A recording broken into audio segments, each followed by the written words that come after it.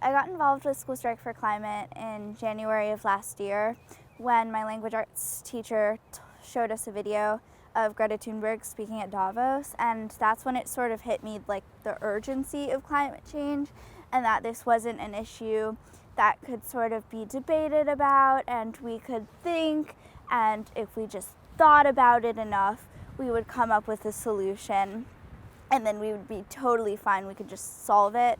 That's when it hit me that this was something that we needed to start addressing now. I will say one thing, and this is a very important component of what we need to be thinking about in terms of Earth Day and what we need to be addressing from climate change. Climate change talks a lot about ecosystems. And when you lose one species in a chain that is all interrelated, the whole chain is broken. And so the ecosystem is going to have to change and respond. And we don't know how it's going to respond. And so when we look at the national data, when we look at the international recommendations, and particularly when we focus in on Virginia, we're talking about right now the need to protect 30% of the Earth's land and water surfaces in order to combat climate change. I think that this is going to be a crisis that affects my generation and the generations after that the most. You know, life comes back though when you start doing the right things. And we're, as far as I can tell, at a critical point. So Keep Virginia Beautiful has been around for 67 years, and we fight to end litter. We hope to tell people how to reuse, reduce, and even refuse and recycle things. You know, that is an ever-changing environment for us to deal with, and to beautify our communities. And so with those three tenets, we took to our statewide partners in the Earth Day Network and are promoting all of the different events that are going on in our little micro communities at the colleges, at the college level, at the elementary level, at the municipality level, what our recycling and litter managers are doing, what KVB affiliates, are doing. Just the broadband of network that Earth Day Network has created for us has allowed us to share our resources. Right now it's all about caring for each other, caring for our families, staying at home, but trying to keep also the momentum and the work, you know, of healing the planet. So it's not easy, but I think that people in so many ways are feeling more connected than ever to the planet. You see pictures of these big cities where they're hearing the birds and they're seeing the dolphins. So in some strange ways, it's really expanding awareness. But of course, the central theme is to get everybody healthy again.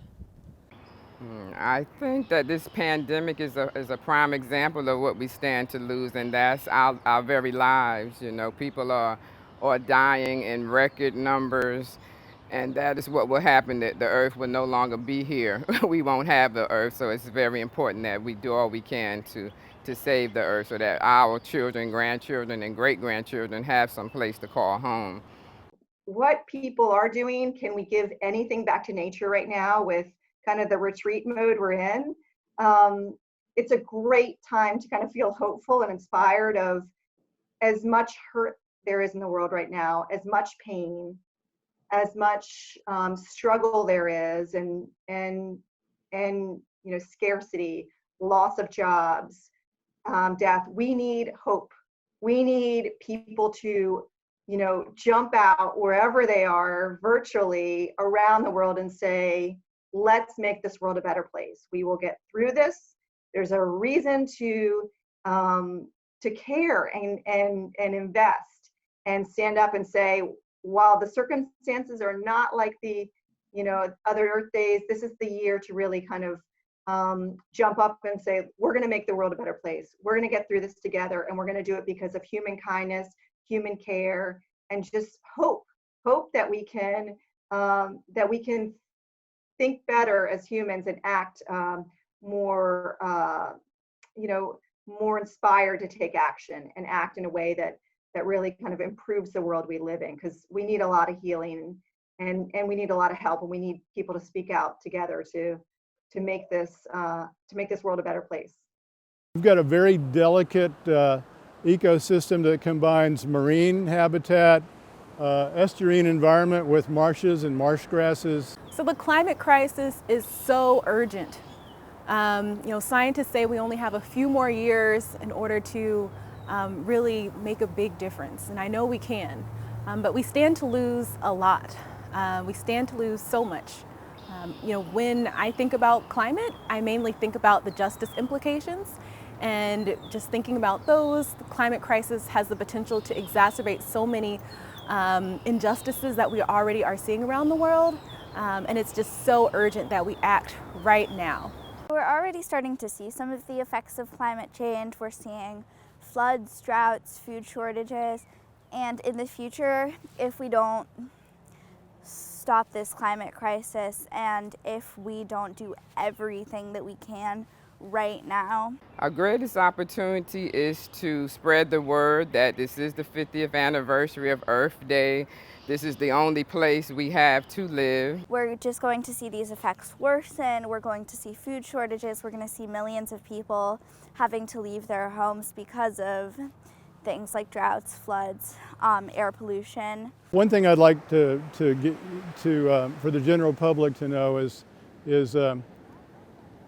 to appreciate what we have, get involved with beach cleanups, learn something about the environment, learn something about the delicate balance between the ocean and the shore, learn how, get in the water.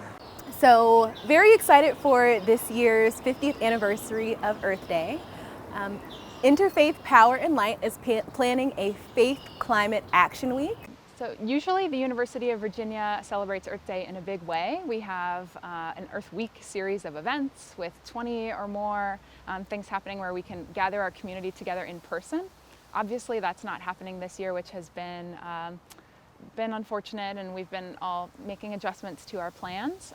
What we really love about Earth Day, the Earth Day Network, and our Earth Week celebration here locally was really the emphasis on community togetherness and on variety. So usually there's opportunities to both learn and take action and just celebrate the outdoors. So we here in Charlottesville and Albemarle County are trying to preserve that feeling of variety by doing an Earth Day Every Day campaign, where every day of the week we encourage people to adopt different actions that keep us focused on what we can do as individuals, even when we're stuck at home.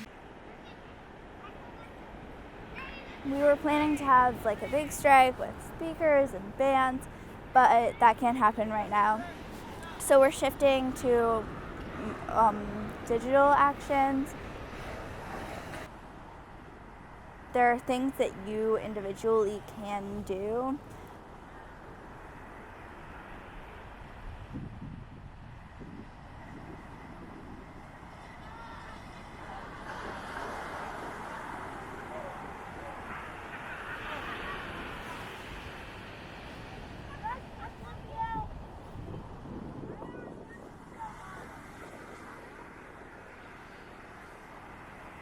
My friends have been very supportive, and generally I think the community has been pretty responsive to this.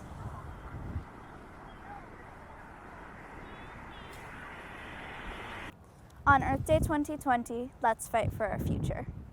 On Earth Day 2020, let's fight for our future. On Earth Day 2020, let's fight for our future. On Earth Day 2020, let's fight for our future. On Earth Day 2020, let's fight for our future. On Earth Day 2020, let's fight for our future. On Earth Day 2020, let's fight for our future.